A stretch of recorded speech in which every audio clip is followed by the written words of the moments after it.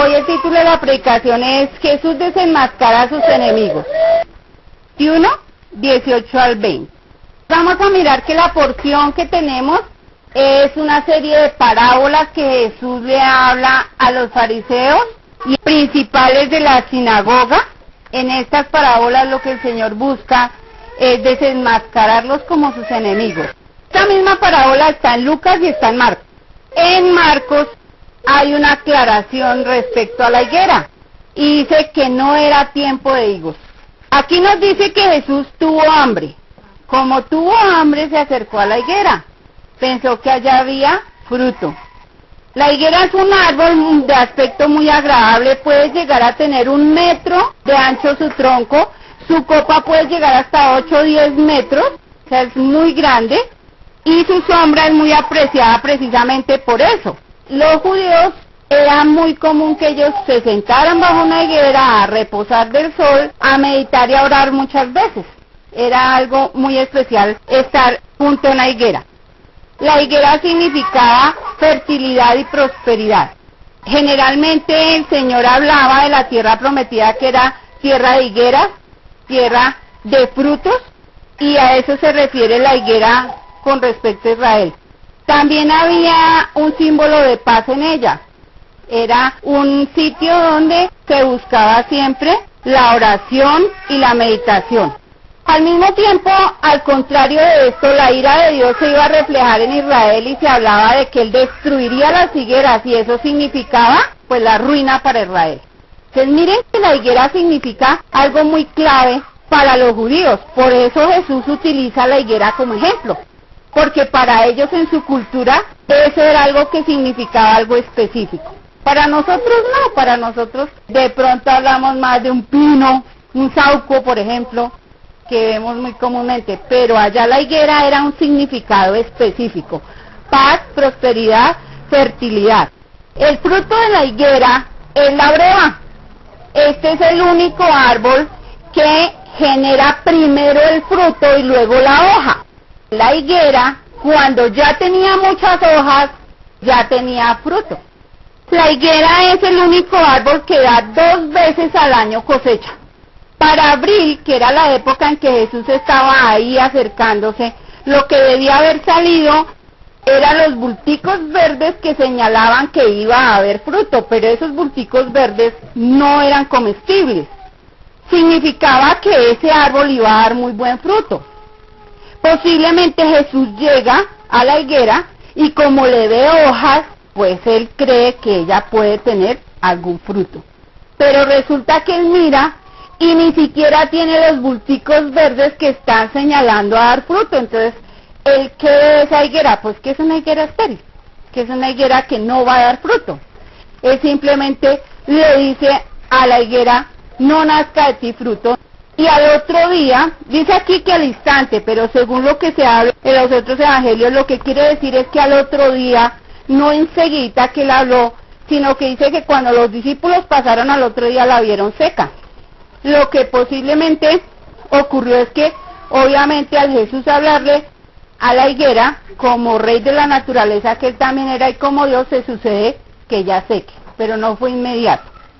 En Israel los profetas, para hacerse ellos un sello de profetas, siempre hacían un acto profético, simbólico. Y esta fue una de las señales que Jesús hace, entrando a Jerusalén, posicionarse como profeta. ¿Qué enseña esta parábola? La inutilidad nos va a llevar al desastre. Alguien que no es fructífero es alguien que va a tener como consecuencia una vida sin fruto. Alguien que no está haciendo lo que se le manda hacer o que está siendo útil a la sociedad, pues es un desastre en medio de la sociedad. Jesús lo que está hablando ahí a los fariseos, a los judíos, a los principales del pueblo judío, a ellos sí le están diciendo varias cosas. Primero, que la nación de Israel había sido creada con el propósito de que a través de ella viniera el ungido del Señor. Pero Israel no había cumplido ese propósito. Israel había fracasado, estaba al frente de ellos y ellos lo estaban rechazando. Entonces, ¿qué hacía Israel rechazando a Cristo? Iba a ser como la higuera condenada. ¿Cómo lo aplicamos a nosotros hoy? Necesitamos aprender a dar fruto dentro de la iglesia, ser como cristianos en nuestro barrio, en nuestro trabajo. Ahí debemos nosotros dar frutos. Si nosotros como creyentes, donde estamos, no damos frutos, somos inútiles. En segundo lugar, nosotros tenemos un propósito en Dios. Cada uno de nosotros debe descubrir cuál es el propósito de Dios conmigo aquí en la tierra. ¿Qué le voy a llevar yo al Señor si yo no cumplo su propósito en la tierra? Pedirle al Señor cuál es su propósito conmigo. Pero que nosotros como seres humanos no vinimos como los animales ni como las plantas a nacer, crecer, multiplicarnos y morir. Nosotros vinimos con un propósito mayor. Necesitamos descubrirlo.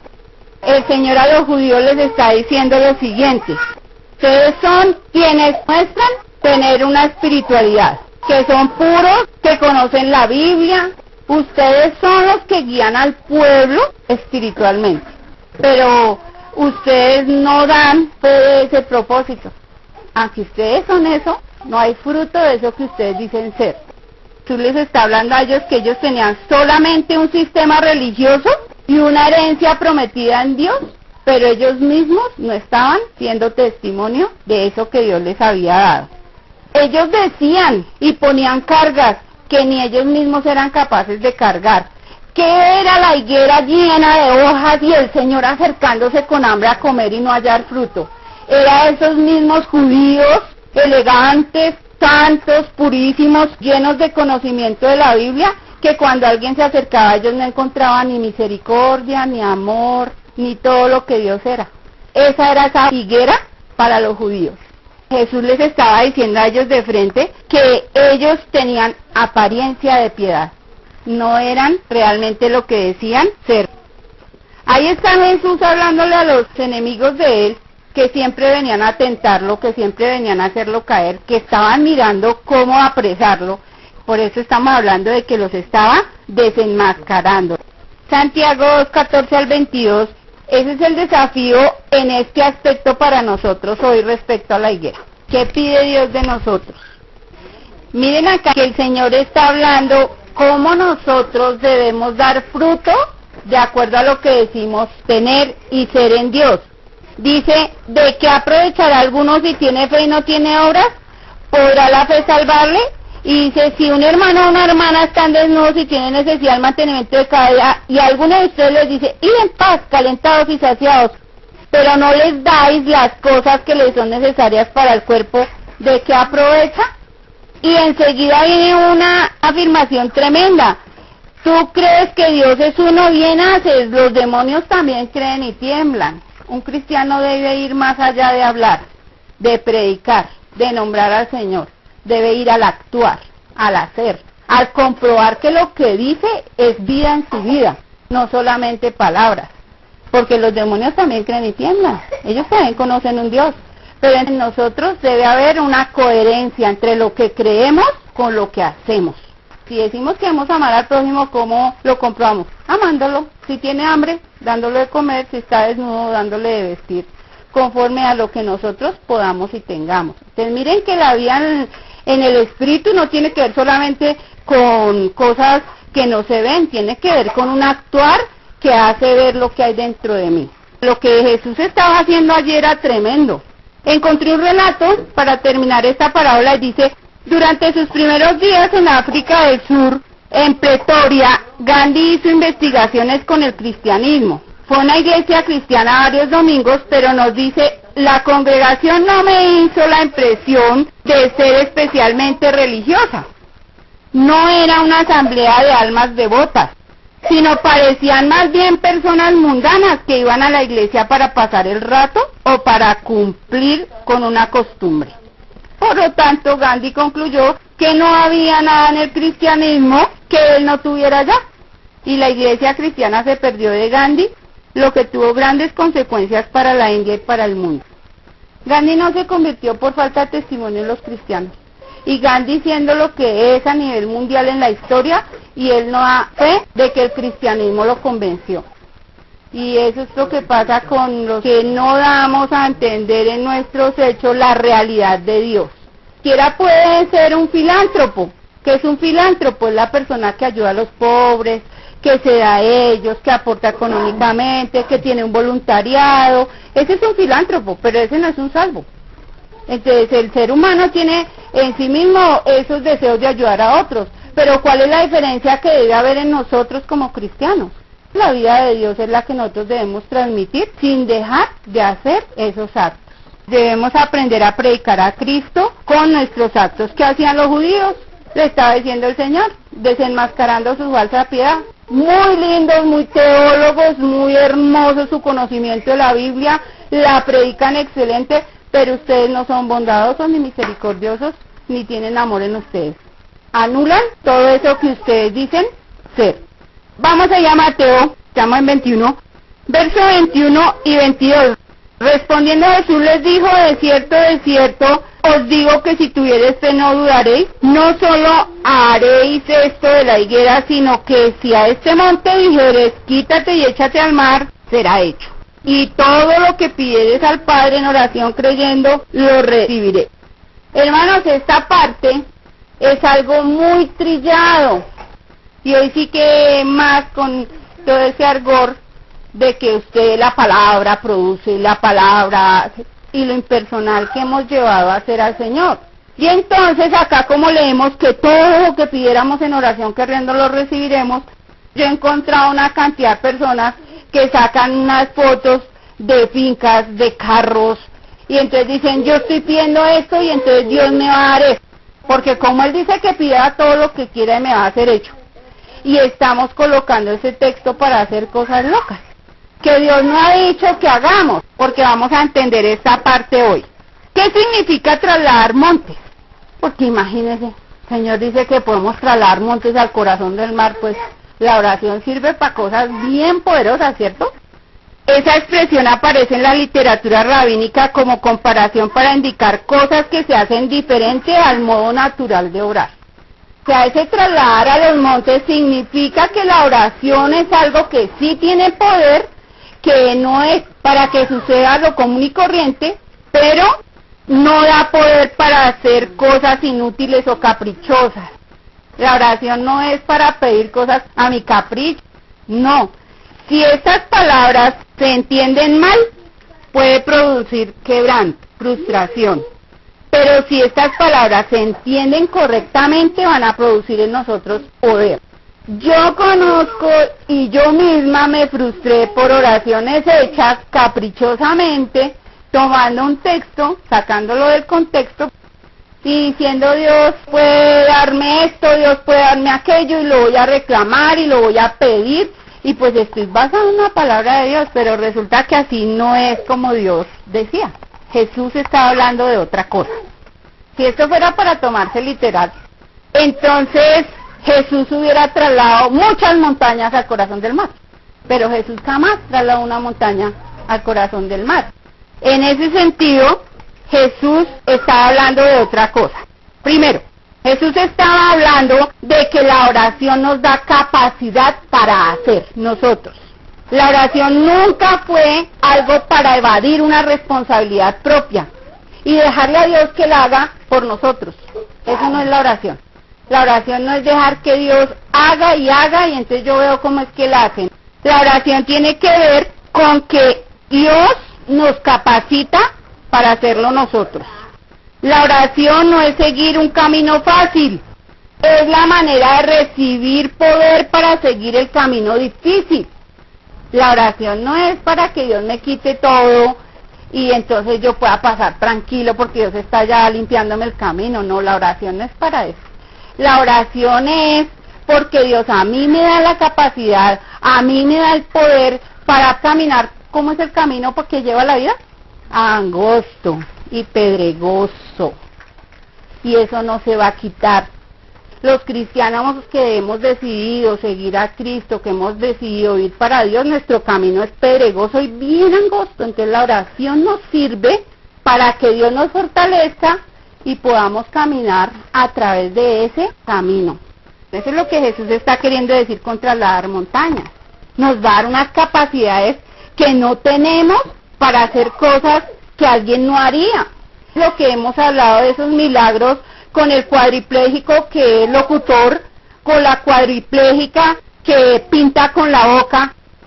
¿Cómo lo logran? No solamente porque adquieren destreza, sino que esas personas tienen una realidad de Dios en sus vidas y Dios les fortalece en medio de su crisis para actuar. Eso es lo que está diciendo el Señor acá. Es muy diferente a lo que hemos creído. Así que la oración es el canal por donde nos llega el poder para asumir y enfrentar y eliminar las montañas de la dificultad nosotros mismos con la ayuda de Dios. Así que si hubiera un método simple para que las cosas se nos hagan, la oración sería algo muy perjudicial para nosotros, que nos volvería perezosos e ineficaces. Si nosotros tenemos la oración para que el Señor hiciera, pues nosotros nos volveríamos ineficaces, perezosos. No actuaríamos por nosotros mismos, no tomaríamos decisiones de caminar a pesar de lo que estamos viviendo. Resumo esto. La oración es el medio por el que recibimos poder para hacer por nosotros mismos. Por tanto, nadie debe orar y luego sentarse y esperar. Debe orar, levantarse y obrar. Descubrirá cuando lo haga así que una nueva dinámica estará en su vida y que es cierto que con Dios todas las cosas son posibles y lo imposible se convierte en algo que se puede hacer. Uno a veces a una cirugía y uno dice, ¿será que soy capaz? Yo me acuerdo cuando fui a ser operada de mi rostro y llegaba yo a las citas y veía a esas señoras con esa cara, con esas cicatrices, con ese dolor, y yo iba para esa misma cirugía. Yo decía, ¿será que yo soy capaz? El ortodoncista y el médico que me iba a dar cirugía me decía a mí que mucho necesitaban psiquiatra en la recuperación de esa cirugía. Porque la recuperación de esa cirugía era la boca cerclada, sin poder ni hablar ni comer, por 45 días. Sin embargo, ¿qué hice yo? Reuní varias hermanas y les dije, acompáñenme esos días en oración. Y armé una cadena de oración mientras la recuperación. Fue muy difícil, pero la oración, cada día, yo decía, voy a proponer ayuno esos días. Y como en mi cabeza y en mi corazón hay un ayuno, no me va a preocupar de que no puedo comer. Y entonces, yo le había orado a Dios coincidencialmente por un ayuno de 40 días y Dios me ayudó. Me cerró la boca. Pero créanlo que fue dolorosísimo, pero definitivamente pude, con la ayuda de Dios. Entonces mire que hay cosas imposibles para uno, pero mi fortaleza era todos los días me llamaba una, oraba por mí, y yo estaba ahí con Dios, y pasaron esos días muy rápido. Hubo gente que se desmayó cuando me iba a visitar. Es muy tremendo, pero creo que es un testimonio de esto, donde lo imposible que era para mí lo pude. La oración es capacidad para aceptar y al aceptar transformarnos. Pablo tuvo su enfermedad, le pidió a Dios ¿cuántas veces? 3 veces que se la quitara. ¿La quitó el Señor? No, la quitó el Señor. ¿Qué le dio? Fortaleza. Eso es el trasladar los montes a la mar. Jesús en Getsemaní pidió que se le quitara la copa. Jesús sudó gotas de sangre. ¿Se imaginaba a Jesús lo que le venía encima? Sí, era dificilísimo. En un momento de su humanidad dijo, no soy capaz, Señor, pero ¿qué hizo la oración? Vino y lo empoderó para poder ir a ser crucificado. Concluyamos que la oración no trae liberación de una situación, trae su conquista. La oración no es una manera de huir de una situación, sino el medio por el cual podemos afrontarla con mucha fortaleza. Miren la oración tan hermosa. O sea, no es, venga Señor y quíteme todo, sino es, venga Señor conmigo y crucemos los dos. Tercer punto, la oración trae la capacidad para soportar. La oración no elimina la tragedia, simplemente nos hace capaces de soportar lo insoportable y de resistir lo inaceptable, de llegar más allá con nuevas posibilidades, sin sucumbir. Al terminar una prueba de esta manera, ¿cómo termina esa persona? Fortalecida en su fe, porque Dios se hace real, porque pudimos hacer lo que no creíamos, entonces Dios se nos engrandece y su fe se fortalece. Todo lo que pidan será hecho. Ahora sí entendemos que no todo lo que pidamos será hecho, porque Dios aprovecha esas oportunidades, esas cosas difíciles para que nosotros aprendamos cosas de nosotros mismos y de Él, y maduramos y crecemos en Cristo. La oración, ¿cómo debe ser? Conforme a la voluntad y conforme a los propósitos de Dios. Pablo que dijo, no oro más, Señor, gracias, tú me das la gracia y yo puedo soportar y puedo caminar. Vamos a leer la siguiente porción, 21 al 23 al 27. Los principales sacerdotes, los escribas, los peritos de la ley, los ancianos, los aristócratas de Israel estaban frente a Jesús. Resulta que para enseñar en Israel, ¿y qué estaba haciendo Jesús en el templo? Enseñando. Ellos le preguntan con qué autoridad hace esas cosas. ¿Saben para ellos quién tenía autoridad para enseñar? La autoridad provenía de lo siguiente, que el que enseñaba debía tener un largo aprendizaje con algún rabí, para luego recibir de ese rabí, mediante imposición de manos, ese poder de enseñar. Y eso significaba que esa cadena de imponer las manos, el que sabía, venía desde Moisés. Entonces solo tenía autoridad para enseñar el que el rabí le había impuesto las manos y podía enseñar, y entonces ahí sí tenía autoridad. Como Jesús no había hecho eso, porque Jesús era el Hijo de Dios, entonces ellos vienen a decirle, usted aquí no tiene poder de enseñar, usted aquí no tiene autoridad de enseñar, a usted ningún rabí le ha impuesto las manos, ¿con qué autoridad usted hace esas cosas? Eso es lo que ellos le están diciendo a él, por eso es que le están hablando de esa manera. Usted no tiene autoridad rabínica, usted por encima de nosotros no puede estar, como se la está dando igual que nosotros, ¿y de dónde? Jesús ya les había dicho algo, miren en Juan 3:2, sabemos que has venido de Dios. ¿Por qué? Las señales que tú haces no las podrías hacer si no hubieras venido de Dios. ¿Quién era Nicodemo? Un principal de la sinagoga. Y estaba hablando en representación a muchos. Dice, sabemos, conocemos, entendemos quién es él y otro de su estatura. Pero además Jesús también había dicho, si ustedes no me creen a mí, crean a las obras que hago. Jesús ya les había dicho cuál era la autoridad que él tenía a través de sus milagros, a través de sus obras. Ellos debían saber que el que estaba ahí era el Mesías, porque eran los que conocían las promesas de Dios para que viniera el ungido de Dios. Ellos debían saber que él era el Hijo de Dios, pero ¿qué estaba pasando? No lo estaban conociendo. Jesús les está hablando, ustedes que debían saber cuáles son los profetas falsos y cuáles son los verdaderos, no están distinguiendo que al frente está el que es. Con esa pregunta, ahora respóndanme, si ustedes me responden, pero ¿por qué les pone esa pregunta y les esquiva? Porque él busca en ellos una confesión, y ellos tienen que confesar algo. ¿Qué confiesan? No sabemos, no sabemos, porque si decían que el bautismo era de Dios, si era de Dios ustedes, ¿por qué no se bautizaron? Y si decían que era de los hombres el bautismo de Juan, todo el pueblo tenía a Juan por profeta de Dios. ¿Qué iba a pasar? Pues ellos iban a echar de enemigos al pueblo. Entonces Jesús los pone en su realidad. Ustedes no me están hablando de nada de Dios, ustedes me están hablando aquí, es en mi contra. Ustedes están es contra mí, de hombre a hombre, ustedes no están teniendo acá en cuenta a Dios. Y entonces en ese sentido, ¿a qué los lleva? A reconocer su humanidad, su hipocresía, su engaño y a decir, no sabemos.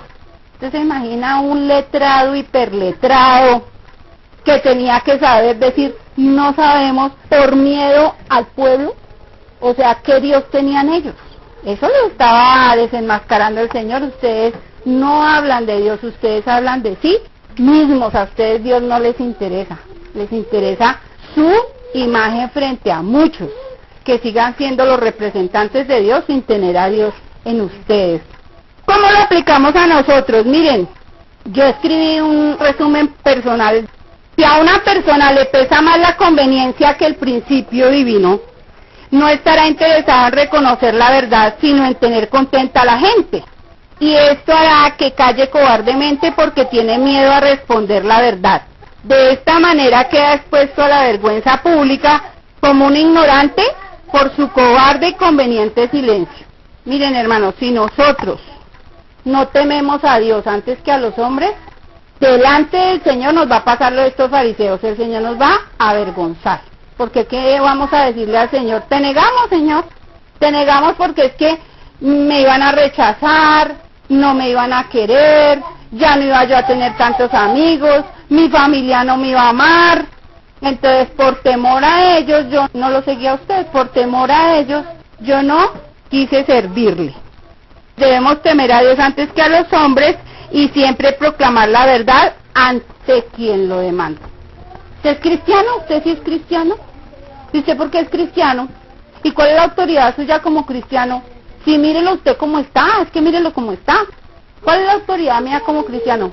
Que a pesar de lo que vivo, de lo que tengo, de lo que soy, que pareciera que no soy, sí soy. Porque tengo fuerzas que no tenía antes. Porque conozco un Dios que él sí no conoce, a pesar de lo que vivo. Pero si un cristiano no está convencido del Dios con el que él vive, pues no va a poder testificar de él, lo va a negociar. Verso 28 hasta el 32. Solamente Mateo tiene esta parábola. Mire que Jesús les está hablando a ellos a través de parábolas, les está quitando la máscara a través de parábolas. Vamos a encontrar el sentido. El Padre es Dios, la viña es el reino de los cielos. Los fariseos están representados en el primer hijo, que dice que va y no fue. Como conocedores de la ley, ellos eran los primeros que debían haber ingresado al reino. Así que teóricamente ellos decían que sí aceptaban al Mesías cuando viniera, pero ahí que estaba el Mesías dijeron que no y no quisieron reconocer sus señales, ni que Cristo estaba ahí como garantía de una misión. ¿Y qué fue lo que respondieron? No sabemos. Aunque ellos eran los hijos de Dios, designados por Dios, Israel fue escogida para que viniera el Salvador, ellos que estaban haciendo como hijos, rechazando al Salvador. Aquí el Señor habla de los publicanos, las rameras. Los publicanos eran la gente más odiada en Israel porque eran ladrones, y entonces ellos consideraban que aún tratándolos se contaminaban con los publicanos. O sea que Jesús decirles que los publicanos iban delante de ellos era bastante fuerte para los fariseos. Las rameras para ellos eran la inmundicia de la sociedad. Entonces, las rameras van delante de ustedes también. Y los fariseos, ¿cómo se consideraban? Puros y cumplidores fielmente de la ley. Jesús les estaba dando una fuerte bofetada a ellos para hacerles caer en cuenta que estaban bien mal. La conclusión aquí, ¿cuál es? Que ellos que eran dirigentes vieron y no creyeron, y en cambio ese ver y no creer de ellos para los pecadores fue su arrepentimiento y su entrada al cielo. Ellos se sacaron y los que no pensaban entrar, entraron porque creyeron. Porque dice el 32 eso, dice, porque vino a vosotros Juan en camino de justicia y no le creísteis, pero los publicanos y las rameras le creyeron, y vosotros viendo esto no os arrepentís después para creerle. Ahí está la conclusión de Jesús. ¿Qué iban a pensar ellos? Miren la siguiente parábola. Oí otra parábola. Hubo un hombre padre de familia, el cual plantó una viña, la cercó de vallado, cavó en ella un lagar, edificó una torre y la arrendó a unos labradores y se fue lejos. Y cuando se acercó el tiempo de los frutos, envió a sus siervos, los labradores, para que recibiesen los frutos. Mas los labradores, tomando a los siervos, a uno golpearon, a otro mataron y a otro apedrearon. Envió de nuevo otros siervos, más que los primeros, se hicieron con ellos de la misma manera. Finalmente les envió su hijo diciendo, tendrán respeto a mi hijo. Mas los labradores, cuando vieron al hijo, dijeron entre sí, este es el heredero, venid matémosle y apoderémonos de su heredad. Y tomándole le echaron fuera de la viña, le mataron. Cuando venga pues el señor de la viña, ¿qué hará con esos hombres? Le dijeron, a los malos destruirá sin misericordia y arrendará su viña a otros labradores que le paguen el fruto a su tiempo. Jesús les dijo, ¿nunca leísteis en las Escrituras? La piedra que desecharon los edificadores ha venido a ser cabeza del ángulo. El Señor ha hecho esto y es cosa maravillosa a nuestros ojos. Por tanto os digo, que el reino de Dios será quitado de vosotros y será dado a gente que produzca los frutos de él. Y el que cayere sobre esta piedra será quebrantado, y sobre quien ella cayere le desmenuzará. Y oyendo sus palabras, los principales sacerdotes y los fariseos entendieron que hablaba de ellos. Pero al buscar cómo echarle mano, temían al pueblo porque éste le tenía por profeta. En Israel se acostumbraba mucho que las viñas se arrendaran y que los dueños se iban por un tiempo. Eso no era algo que fuera desconocido. Aquí el dueño de la viña es Dios. La viña es Israel. Resulta que en el templo herodiano de ese entonces había un ramo macizo en oro allá encima del templo, y ese racimo era Israel. Los siervos que envían a la viña son los profetas. Dios mandó muchos profetas a Israel anunciando que Jesús vendría. El dueño se marchó a otro país, quiere decir que Dios ha dado tiempo a Israel. Dios ha dado tiempo desde sus profetas para que Israel reconociera quién era en Dios. El fruto que iban a buscar, ¿cuál era? Pues que Israel estuviera preparado moral y religiosamente para recibir al Mesías. Ese era el fruto que debía dar esa viña. ¿Pero qué encontró Jesús? ¿Estaban preparados para recibirlo? No. Les estaba hablando de todo lo que estaba aconteciendo a través de esa parábola, ahí con él enfrente. La actitud del dueño que envía sucesivamente mensajeros se refiere a que Dios ha tenido paciencia. O sea, Dios a Israel le dio otro profeta, le hablaban. Dios tuvo paciencia con Israel. Y la conducta deliberada del dueño para enviar a su hijo al final significa que un día iban a cumplirse esas profecías. Entonces en Hebreos dice que en estos postreros días nos ha hablado por el Hijo, a quien constituyó heredero de todo y por quien asimismo hizo el universo. Hablemos entonces de los viñadores. Vean, los viñadores, ¿quiénes eran? Ellos mismos. Eran los dirigentes espirituales, los que cultivaban la parte espiritual en Israel, los que debían estar preparándolos para recibir al Mesías. Pero fueron maltratadores y homicidas. ¿Qué significa? Mire que Israel mató sus profetas. Hay una historia de los profetas. A Zacarías lo apedrearon, a Jeremías fue lapidado, a Isaías lo aserraron. Eso hicieron con los profetas de Israel. Entonces él estaba diciendo a ellos mismos: vea todo lo que ustedes han hecho con los que Dios ha mandado. También, ¿quiénes eran los viñadores? Los viñadores eran esas autoridades, pero que en ese momento que estaban acordando. Ellos se están acercando para tentar a Jesús, para ver cómo lo atrapan y lo matan. Eso es lo que está pasando ahí. Entre los viñadores al hijo acordando matarlo. Él les está diciendo: ustedes están acordando matarme. Dice ahí la parábola que lo echaron fuera de la viña. Dice, y echándolo fuera le mataron al hijo. Les estaba diciendo que él iba a morir fuera de Jerusalén. Donde fue el Calvario era fuera de la puerta. Dice que el Señor despedirá de mala manera a esos malhechores. Tito en el año 70 destruyó a Palestina. Se cumplió eso que le estaba diciendo. Que arrendaría la viña a otros labradores que dieran fruto a su tiempo, le habían respondido los fariseos. ¿Qué hizo Dios? A Israel le quitó la revelación y las promesas y se las entregó ¿a quién? A nosotros, a la iglesia. De ese momento Israel quedó fuera del plan divino y Dios incluyó a la iglesia. Los principales sacerdotes y los fariseos conocen acerca de la piedra angular, porque Jesús termina diciéndoles eso, ¿no? Que el que cayere sobre la piedra será quebrantado, pero el que a la piedra le cayera encima sería desmenuzado. Estaba diciendo que ellos, los principales sacerdotes y los fariseos, que conocían el Salmo 118:22, donde se habla acerca del Mesías, porque el Señor está citándoles esa porción, el Salmo 118:22. Ellos conocían ese Salmo y ellos necesitaban en ese momento darse cuenta que Jesús era la piedra desechada.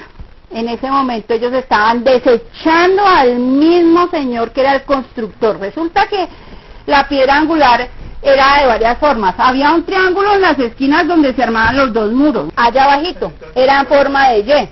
Había otra piedra angular que era la que venía acá como una T, donde se cimentaban columnas. Esa también se llamaba piedra angular. Pero también al finalizar las edificaciones se usaban piedras angulares. Entonces Jesús habla de sí mismo como el cimiento, como el constructor y como quien va a resucitar. Y ellos lo entienden por el Salmo 118:22. Está citado literal en Mateo. Está diciendo: ustedes están rechazándome. Tremendo como Jesús le habla a ellos en el idioma de ellos. Ahora, para entenderlo nosotros, es un poquito dispendioso explicarles a ustedes la parábola. ¿Por qué no la entiende fácil quien la lee? Porque se necesita toda esta serie de cultura que nos ubica dentro del contexto para poderla aplicar. Entonces hagamos una aplicación para cerrar ya con la última final. La aplicación de esta parábola tiene que ver con caer sobre la piedra. Si nosotros aceptamos a Cristo, aceptamos sus enseñanzas, su reto, no vamos a dejar de ser quebrantados. Si caemos sobre Jesús, si reposamos en Él, si Él es nuestro descanso, si en Él nuestra vida va a ser cimentada, vamos a ser quebrantados. Porque vamos a tener que dejar mucho de nosotros mismos. Vamos a tener que empezar una transformación. Entonces, caer sobre Jesús, estar teniendo a Jesús como la base de nuestra vida, significa quebrantamiento. Pero, si no lo hacemos así, cuando vayamos al cielo, Jesús cae sobre nosotros y nos condena. No hay sino esos dos caminos. O dejamos que Cristo nos transforme, o llegamos al cielo sin Cristo y nos condenen. Terminamos con la última parábola, 22 del 1 al 10. Los acontecimientos que aquí se narran son literales. ¿Qué pasaba en Israel cuando alguien se iba a casar? Primero, el novio con la familia de la novia hacían el desposorio. O sea, era la promesa de un día hacer la boda. A partir de esa fecha quedaba ese contrato registrado y el novio venía cualquier día, a cualquier hora, por su esposa, con la fiesta armada, pero ella no sabía qué día. A partir de ese día de desposado, entonces empezaba la novia a hacer que todos los días. Estar preparada. Resulta que en la boda judía había un cortejo tremendo. Habían 10 damitas que eran doncellas que danzaban alrededor de la novia cuando ella salía con su esposo a la boda. Entonces allá están las 10 vírgenes preparadas para la boda, ¿recuerdan? Pero había una expectativa porque no se sabía cuándo venía el novio. Entonces eso es literal en Israel.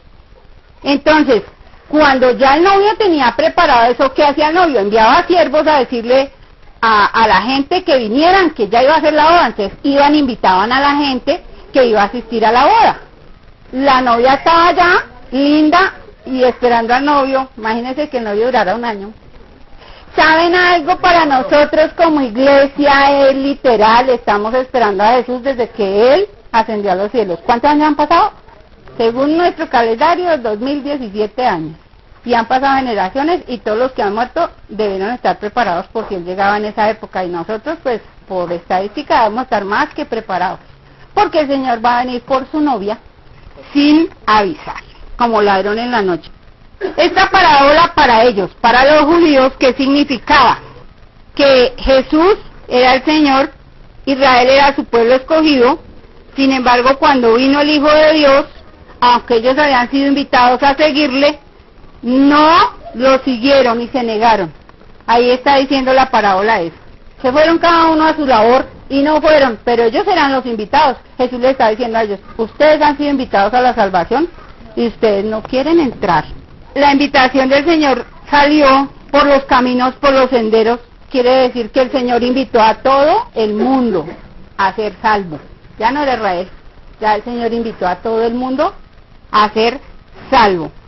Resulta que Mateo escribe su evangelio entre los 70 y los 80. El verso 7 es una añadidura entre la narración, pero porque Mateo ve cómo vienen y destruyen a Israel. Entonces dice ahí que destruiría.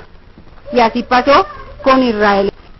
La conclusión es que si los judíos hubieran aceptado el camino de Cristo, se hubieran conducido con amor, con humildad y sacrificio y nunca habrían sido víctimas de Roma. Entonces Jesús vino a invitarnos a las bodas a todos nosotros. Hoy nosotros somos su desposada, su novia. Debemos estar actuando en amor y en misericordia. Apocalipsis 19:7 dice, gocémonos, alegrémosle y démosle gloria, porque han llegado las bodas del Cordero y su esposa se ha preparado, y a ella se le ha concedido que se vista de lino fino, limpio y resplandeciente, porque el lino fino es las acciones justas de los santos. ¿Estamos vestidos adecuadamente? El Señor nos está hablando que nuestro vestido son acciones justas, y viene hablando Cristo de que actuemos coherentemente con lo que decimos ser. Segundo, debemos estar deseando que llegue nuestro amado. Porque oramos, porque leemos la Biblia, porque nos reunimos aquí, porque predicamos a Cristo, porque todo eso significa que nosotros estamos esperando al Señor, que creemos que Él es el Salvador, que no hay salvación fuera de Él y que todos los que están perdidos realmente necesitan ser salvos. Entonces la esposa está esperando a su amado. ¿Y cómo lo hacemos? Así, orando, cantando, alabando, reuniéndonos, amándonos unos a otros, predicando al Señor. Si no, no nos estamos preparando, no creemos que Él viene y no deseamos que Él viene. Entonces no es solamente decir, ven Señor Jesús, te esperamos, qué maldad tan dura que hay en la tierra. No, ese no es esperar al Señor. Cuando nosotros nos reunimos a tomar la cena del Señor, estamos diciendo, ven Señor Jesús, tú eres nuestro Salvador, necesitamos estar contigo, nos gustaría que tú vinieras pronto. Pero también digo eso cuando le hago el bien a la persona que lo necesita, estoy diciendo que hay un Jesús que viene, que hay un Jesús que le salvó, que hay un Jesús que le ama. De esa manera nos preparamos.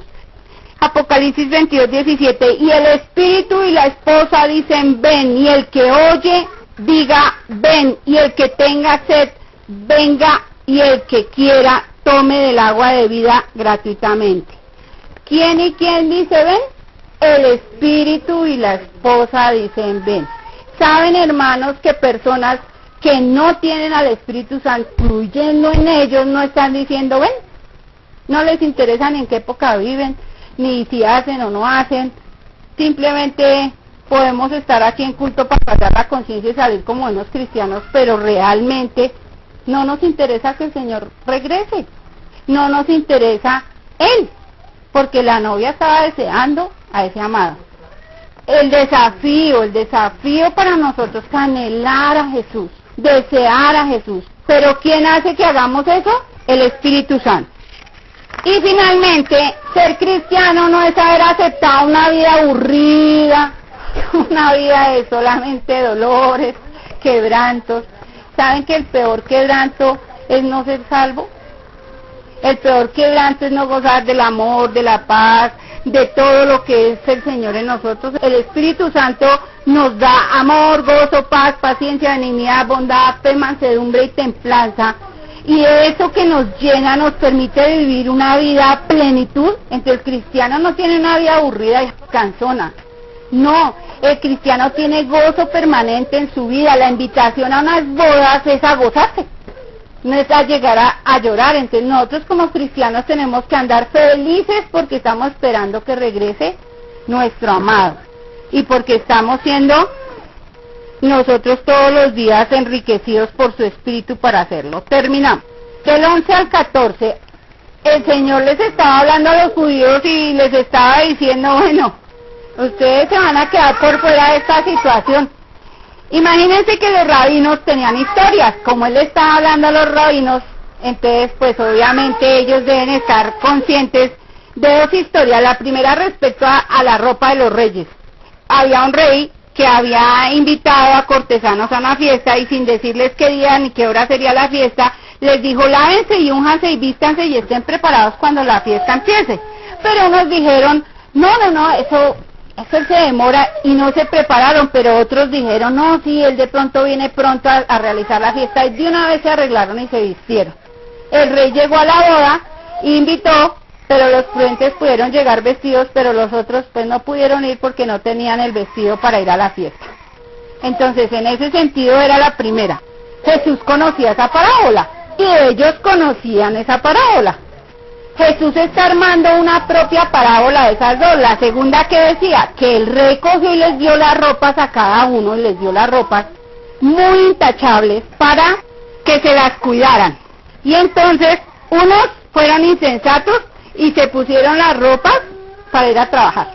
Pues las ensuciaron, las rompieron, pero otros fueron muy prudentes y las guardaron intachablemente y las dejaron tal cual él se las habían entregado. Cuando llegó el rey pidió las vestiduras y entonces unos, ¿cómo las entregaron? Tal como se las entregó. Pero otros manchadas, arrugadas, dañadas.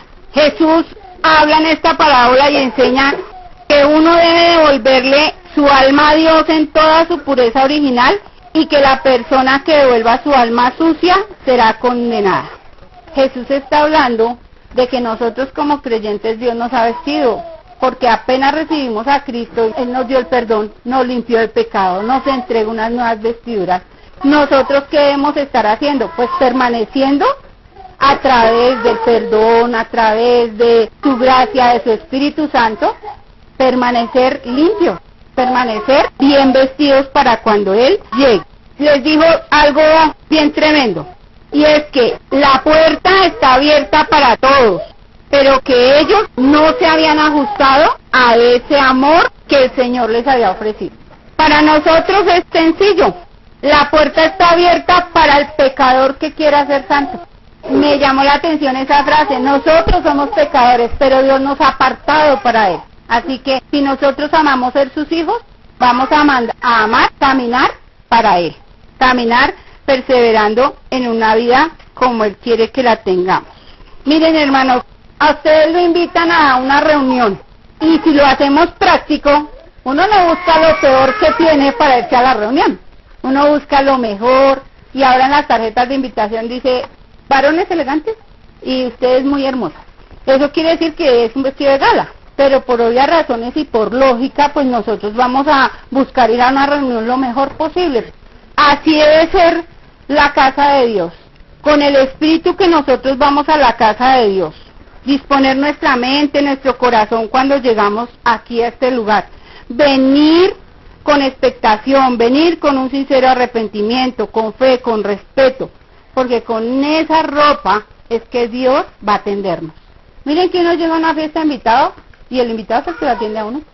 El que invitó es el que sirve. Nosotros venimos al Señor con este vestido acá, bien elegantes, dispuestos para que Él haga en nosotros, y créanlo que el Señor en cada reunión, en cada momento de oración suyo íntimo, se dispone usted para estar delante de Él y Él le va a servir. El Señor va a darnos en respuesta a esa disposición que hay en nosotros.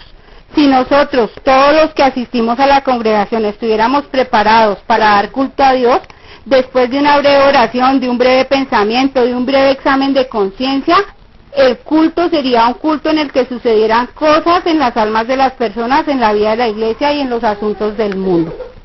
Necesitamos aprender ese secreto. El secreto de estar bien vestidos es una disposición de corazón. Miren la conclusión final. La primera parábola, esas tres parábolas muestran la historia espiritual de Israel. Dios escogió a la nación de Israel para que llevara fruto, como la viña y como la higuera, pero ellos fallaron en fructificar y no lo hicieron.